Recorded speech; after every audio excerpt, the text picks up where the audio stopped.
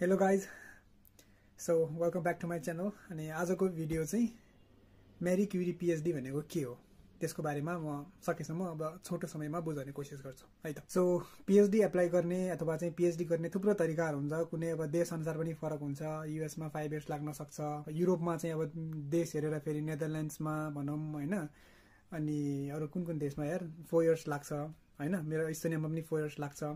अब जर्मनीमा फ्रान्समा त्यहाँ 3 इयर्समा पनि सक्न सक्छ। तर मेरी क्युरी प्रोजेक्ट भनेको चाहिँ के कस्तो खालको चाहिँ प्रोजेक्ट हो भन्दाखेरि यो चाहिँ युरोपियन कमिसनले फन्ड गर्ने होइन। कस्तो प्रोजेक्टलाई फन्ड गर्छ त? युरोपको रिसर्च प्रायोरिटी एरियाजहरू के छ। अब मेरो केसमा चाहिँ मेरो प्रोजेक्टको नाम रुटेड हो। त्यो रुटेड चाहिँ युरोपको के मिसन एरियामा पर्यो भन्दाखेरि सोइल हेल्थ एन्ड फुड भन्नेमा पर्यो। सो त्यस्तै चाहिँ विभिन्न प्रोग्रामहरू हुनसक्छ, हेल्थ रिलेटेड प्रोग्रामहरू हुनसक्छ होइन। अब यो सेनिटेसन रिलेटेड प्रोग्रामहरू हुनसक्छ। युरोपको प्रायोरिटी एरियाजहरू के छ त? त्यसमा रिसर्च गर्नको लागि चाहिँ पिएचडी अनि पोस्ट डकहरूलाई फन्ड गर्ने प्रोग्राम चाहिँ मेरी क्युरी प्रोग्राम हो। ल अब मेरी क्युरी पिएचडी भनेको के हो अलिकति थाहा भइसकेपछि यसलाई एप्लाई गर्न चाहिँ यस्तो पोजिसन्सहरू एप्लाई गर्न चाहिँ के चाहिन्छ त?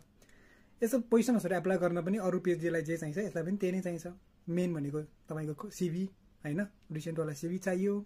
अनि पछि मोटिभेसन लेटर चाहिन्छ। अनि सबभन्दा इम्पोर्टेन्ट भनेको तपाईँहरूको अब कसले सक्छ अब के अरे प्रोफेसरहरूको चाहिँ रिकमेन्डेसन लेटर छ भने रिकमेन्डेसन लेटर चाहिन्छ। मेन चाहिने भनेको कुराहरू यिनीहरू नै हो।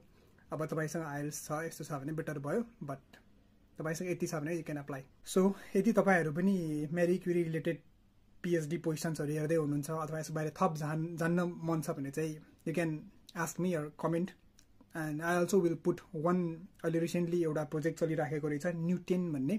यो चाहिँ बेसिकल्ली यो वाटर ट्रिटमेन्टहरू फोहोर पानीहरू चाहिँ कसरी वाटर ट्रिटमेन्ट गर्ने होइन त्यस्तोवाला प्रोजेक्ट रहेछ। अब यो दुईवटा पोजिसन चाहिँ अझै पनि यिनीहरूले चाहिँ खुलिरहेको छ। म तपाईँलाई त्यहाँ लिङ्क हाल्छु अथवा चाहिँ फोटो हाल्छु। तपाईँले जो चाहिँ यो फिल्डमा एप्लाई गर्न मिल्छ यो हेरेर चाहिँ एप्लाई गर्नु होला है त।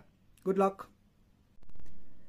And finally, if you have not yet subscribed and you would like to know more about scholarship opportunities, please subscribe